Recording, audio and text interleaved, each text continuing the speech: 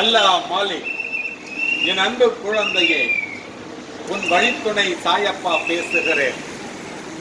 எனக்கு தெரியும் நீ எனது தரிசனம் காண காத்து கொண்டிருக்கிறாய் என்பது.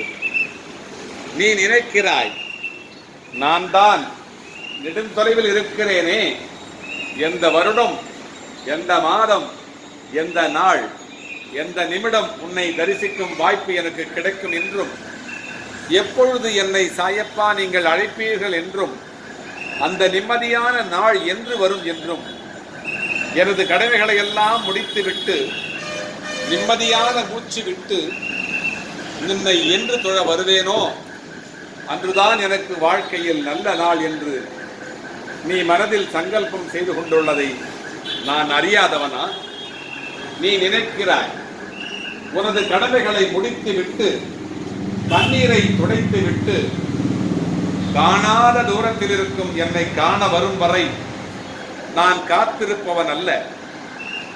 உன்னை காண, உன்னோடு பயணிக்க, உனக்கான பாதுகாப்பை தர, உனது கடன்களை அடைக்க, பாசமற்ற உனது உறவினை பாசமுள்ளவராக மாற்ற நான் புறப்பட்டு உன்னோடே வருவேன். உனது வழியிலும் வாழ்விலும் இந்த வழித்துணை பாபா கூடவே பயணித்துக் கொண்டே இருப்பேன். நீ என்று வந்து என்னை தரிசிப்பது, நீ என்றுதான் வந்து என்னை தரிசிப்பது, அதுவரை நான் எனது பிள்ளையின் கண்ணீர் வழிவதை பார்த்து கொண்டு சும்மா இருப்பது. நான் எனது பக்தர்களுக்காக தந்த உறுதிமொழிகளிலே சொன்னது போல, என்னுடைய பக்தனுக்காக நான் எனது சமாதியில் இருந்து பேசுவேன் என்று சொன்னபடி வருவேன். ஆனால் உனது உறவுகள் என் பேரில் நம்பிக்கை இல்லாமல் உன்னை நம்பிக்கை இழக்கச் செய்கிறார்களே, அதுவும் கூட எனக்கு தெரியத்தான் செய்கிறது.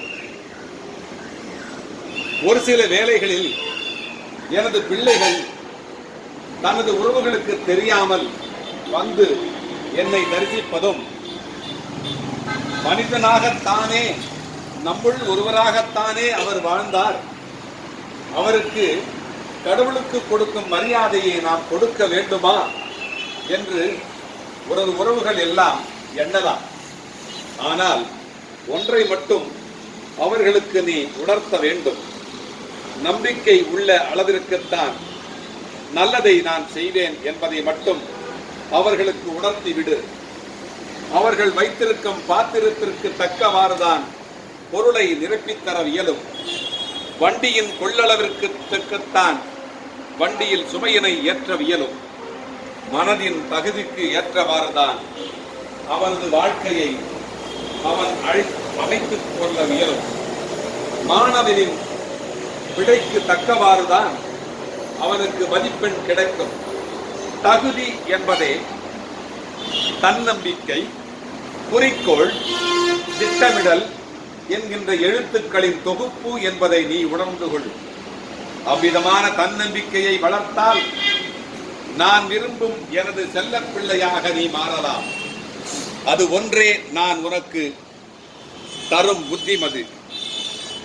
இந்த நம்பிக்கையை மனதில் இருத்தி நான் உனது முறை வரும் வரை வந்து உனக்கான உயர்வையும் மேன்மையையும் தரும் வரை நீ பொறுமையாய் காத்திருந்தால் பிறகு நீயே எனது பொறுப்புள்ள பொன்னான பிள்ளையாக ஆவாய்.